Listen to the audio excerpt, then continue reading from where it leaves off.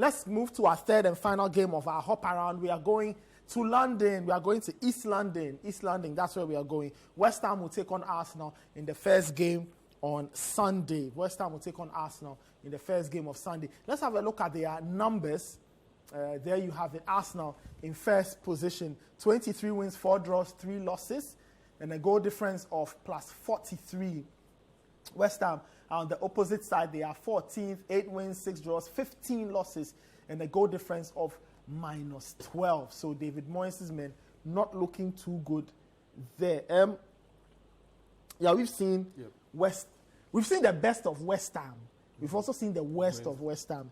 And I thought their loss to Newcastle was one of the worst performances you've ever seen. Defenders making mistakes, no effort and all. David Moyes has criticized the players. They have another big game to play, this time against Arsenal. What should we expect from West Ham?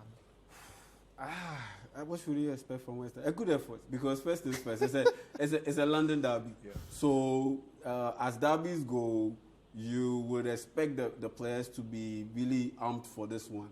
And especially when you're playing against a rival that is occupying the top position in the league. And so definitely, efforts, I don't think it will be in doubt. I honestly believe they will be really pumped for this one. But at the end of the day, would they have the consistency, or would they have enough consistency to be able to keep Arsenal at bay? I honestly don't see it happening, because we've seen West Ham, like you said, lose to Newcastle. Before that, they won their game, they lost to Newcastle. Then after that Newcastle game, they won their game coming into this one.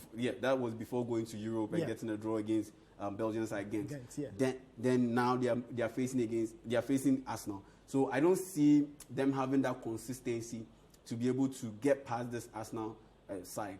We've seen Arsenal have these wobbly moments in the season and still come out strong to be able to maintain this gap that they have over Manchester City and still lead the league. So for me, looking at the quality of the two sides, looking at the level of consistency that either side has shown, I'll definitely favor Arsenal to win this one. Interesting. Emmanuel, we've seen Arsenal, they didn't have any midweek exertions. They got kicked out of the Europa League. But last weekend, they gave up a 2-goal lead to Liverpool. They are now 6 points ahead of Man City. Man City's got a game in hand. What do you think will be Arsenal's mindset as they go to West Ham? Typically, such games have been a little tough for Arsenal in seasons past, but this season they look really good. How do you think the game will play out from an Arsenal perspective? Okay, so I think regarding Arsenal at the moment, I think what is happening is that they have 8 finals to play, right? Every single game is a final for them now, and that's like basically what every player would have in mind at the moment. And they've shown that whenever when they are pushed back, they also know how to hit back as well. Against Liverpool, Anfield is a different, like, it's when you enter Anfield, it's a different ball game. Like, it's never over until it's over, you know. And then the fans, in the second half, the fans actually started rallying behind Liverpool. Yeah. The goal came, and then the goal came in the first half, and then they started rallying behind Liverpool, and then things changed for them. For Arsenal and then for West Ham, I don't think West Ham actually have that character to pull that off against Arsenal. They can try, like Yao said, and I don't think they will be able to pull it off again. Arsenal, what has been, I mean, for you to win the league, right, sometimes you need a little bit of luck. You have to be resilient as well. And Arsenal, what we've seen is that consistently they've been able to come out on top when people felt that they were going to lose. And this is one of those games. People will go into it feeling that, okay, City won their previous game. They are on about 8 games unbeaten. They've won the last 8 Premier League games, and they will be getting another one. I don't think that will be what will go through the minds of the players. They will be focused on getting the results, and then they know how to do that best. So we'll see Arsenal getting the win. And the London Stadium is far from an intimidating ground compared to Anfield. Anfield, because the point is the fans aren't too happy with West Ham, their performance this season. They aren't too happy with David Moyes. Some believe that he's too conservative. Looking at the materials that he has available, they believe he can play a little bit more expansive. But the point is, he has struggled to get the best system for this team. And how do you incorporate Lucas Paqueta, Souček, Declan Rice, all in the same unit, whilst maintaining Jared Bowen, Mikel Antonio or Skamaka in that same unit. Plus, now Danny Ings is also in the mix. So how do you get all these guys on the pitch at the same time, knowing very well that you also have some very good players who can play as wing backs in the likes of Emerson and with the likes of Emerson and Kufal, Vladimir Kufal. So that has been honestly the biggest problem for David Moyes. And sometimes he's gotten it right. Sometimes he's gotten it right. Other times he has failed to get it right. And for me, I believe that the best system for West Ham going forward should be a back three, a 3-4-2-1 formation. Back three, four men in the midfield, and then you've 2 got men playing essentially behind. 3 attackers. Yeah, 2 men playing in behind one main striker. So you have maybe Jared Bowen and Lucas Paqueta playing behind maybe a Skamaka or Mikel Antonio or Danny Ings. Then you have your wing backs, Kufal and Cresswell or Emerson. Okay. Then in the middle you have your Declan Rice, Souček combo. Then at the back you can fill any of Ogbonna, Tilokera, or Aguet. Yeah, I mean, all three can play.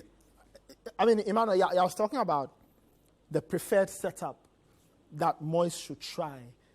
But we've seen him try this mix. So what could be the problem? Is it player quality not being high enough, or the manager not utilizing these players to the best of their abilities? Because if you run through West Ham's team, they do have very, very good players, very, very decent players in the team who could, cause a problem.